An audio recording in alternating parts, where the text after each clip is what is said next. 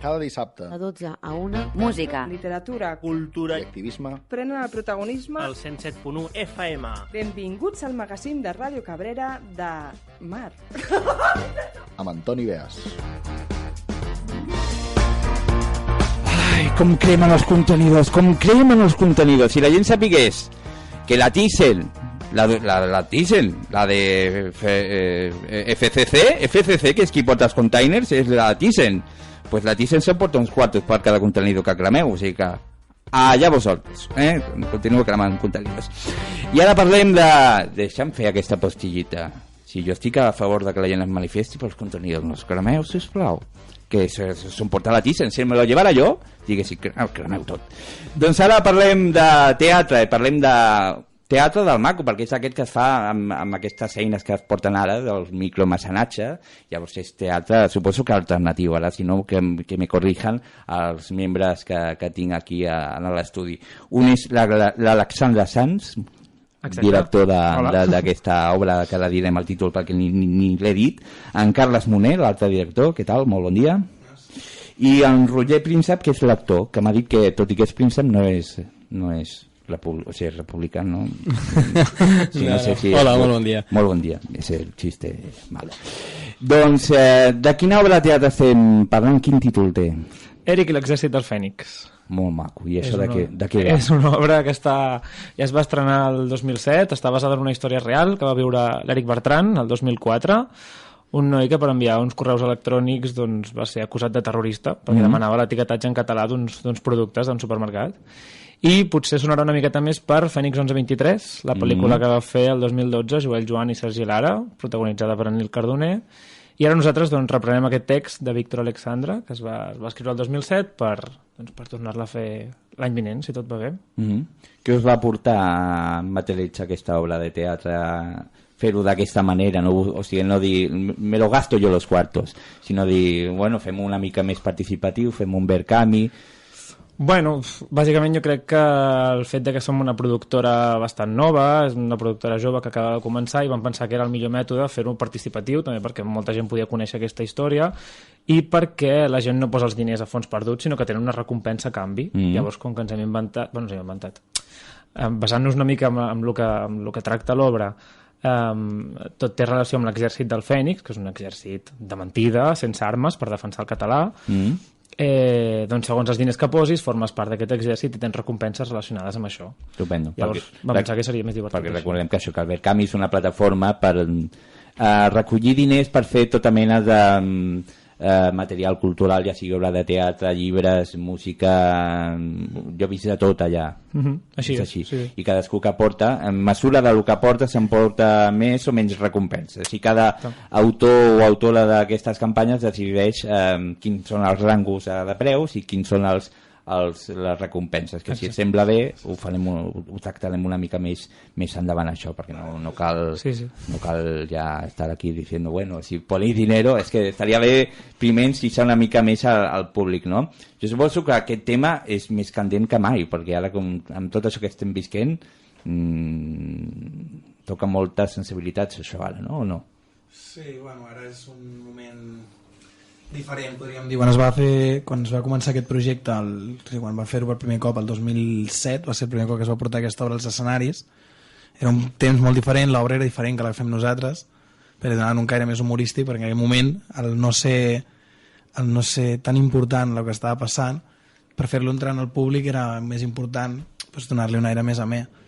Però en aquest cas sí que és més, al ser aquest tema que està molt més candent, podem tirar una mica més dramàtic, podríem dir, per fer-lo més acorde a el que va viure la família realment en aquell moment, perquè va ser un moment molt dur per la família. Ho heu llavors readaptat una miqueta per treure aquest to, no diguéssim humorístic, sinó aquesta intenció de treure-li una mica de males puces, no? Sí, hem agafat puntets de la pel·lícula, podríem dir que és un pèl més dramàtica que l'obra de teatre, tenim la banda sonora de la pel·lícula per poder fer l'obra, i sí, hem agafat això, els punts aquests, detalls de la pel·lícula per fer-lo. En Roger Príncep és actor protagonista, m'equivoco? No. No?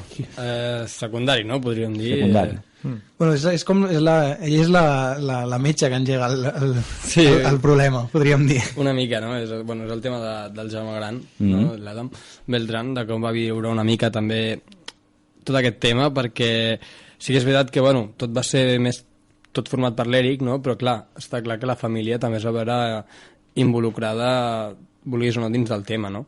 Com per exemple, com podem veure la pel·lícula, coses que li van passar a l'Adam, se li van emportar l'ordinador amb tota la seva feina a la universitat, com repercuteix això, no? Vull dir, saber que el teu germà petit està fent unes coses amb les quals pots estar d'acord o no, però que t'està repercutint indirectament a tu, no? En els teus estudis, la gent a classe com li parlava, també per culpa del teu germà, etc.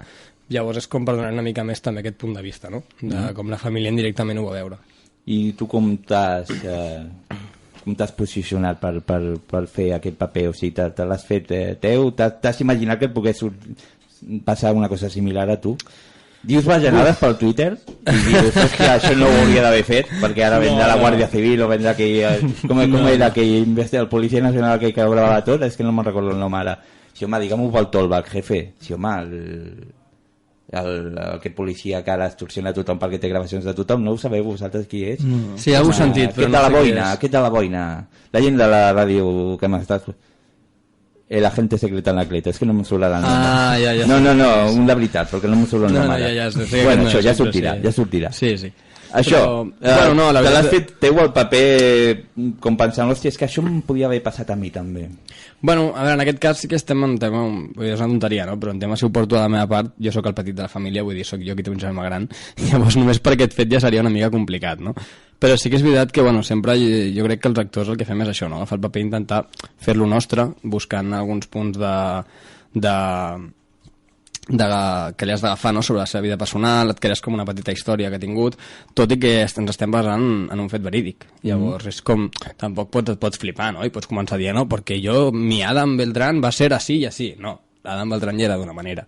Vull dir, tu t'has d'agafar a com ell era, com a informació que hem recaudat parlant tant amb la família, com veient la pel·lícula, l'obra de teatre, no? Però sí que és veritat que li has de ficar el teu punt, no? D'actor que tens tu, no? Vull dir, de la teva naturalitat, d'on treus tu aquesta ràbia que té en algun moment, aquest desacord que té en algun altre moment, no? D'on t'arriba. I hi vaig parlar amb el Nil Cardoner, que és molt amic meu, que és ell qui va fer la pel·lícula de Fènix 1123, on ell feia d'Eric, i em va donar un consell molt gran, que sí que és veritat que l'estic seguint, que va ser llegir-me els llibres de l'Eric, per veure una mica com ho va viure ell.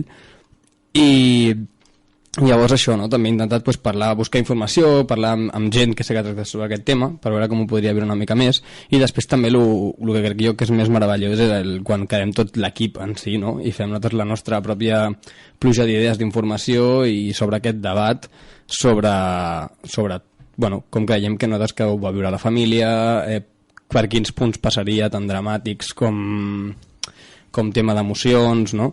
Llavors jo crec que ha sigut tot gràcies a això, no? Un equip que ens unim tots a una, vull dir, tots ho parlem, busquem les decisions i després tirar endavant i, sí que és veritat que encara estem començant, no? Sobretot estem molt amb el tema del crowdfunding, però d'aquí res ja comencem amb assajos en plan heavy i jo crec que és quan sortiran coses molt maques.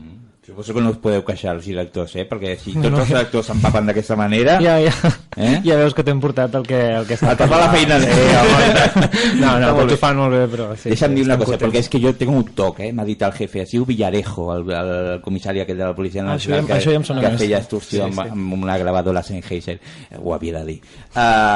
Sou tres molt joves, o sigui, dos directors molt joves i un actor molt jove. Podem dir edats, això? Sí. Sí, cap problema. Jo sóc el més gran, però va, ho diem. A veure. Jo 27. 27, bueno. I jo tinc 21. Més gran, diu. Hosti, no dic l'edat. Bueno, els tres sí. No dic l'edat. Sí, els tres, el gran, sí. I 21 i 21. Estupendo. I és la primera obra que feu vosaltres dos o què? Com a directors, sí. Sí, a nivell professional, podríem dir. Jo, per exemple, ja m'he tingut aquí altres vegades, amb temes de grillats i això, ja hem estat moltes altres vegades per aquí. Però sí, a nivell professional, els dos ens estrenem aquest projecte. Sí, almenys amb la productora que tenim sí que és el primer projecte. Que no està siguin el nom, l'has de dir, el nom. Sí, tant, amb la productora On Air, de Girona. Estem allà ubicats. La nostra web és... Ja que aprofito, no? Ja ho Sí, dic, no, clar, per clar, això dic, això és una ràdio municipal, és per fer propaganda. Clar.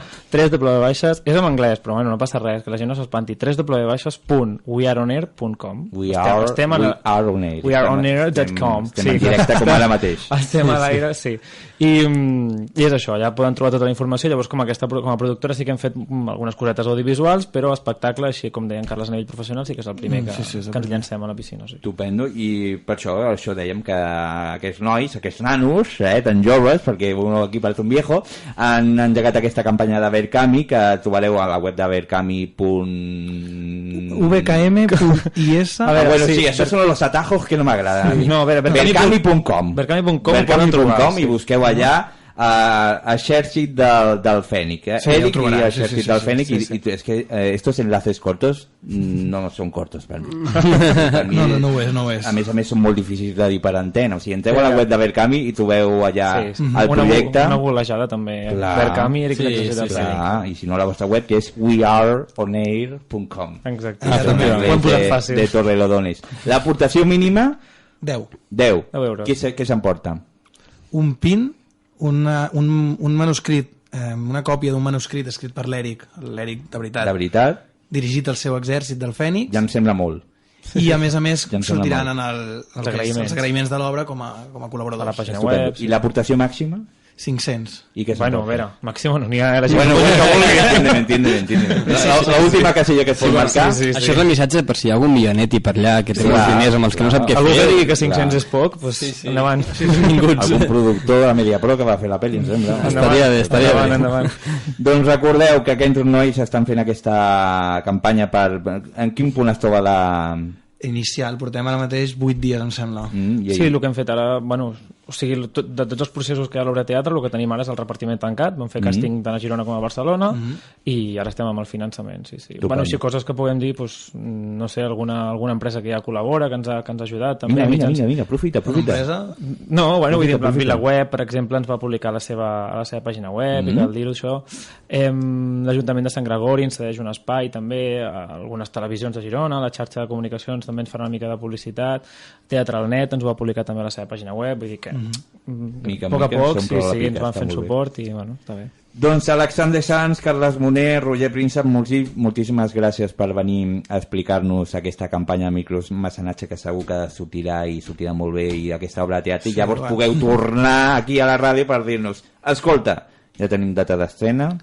Sí, bueno, i al Maresme si pot ser alguna també. Sí, clar, vull dir, el dia bonic serà quan ja tornem i diguem, home, ja hem estrenat a Girona, ja ho hem fet bé a Barcelona i ara ens anem de gira per Catalunya.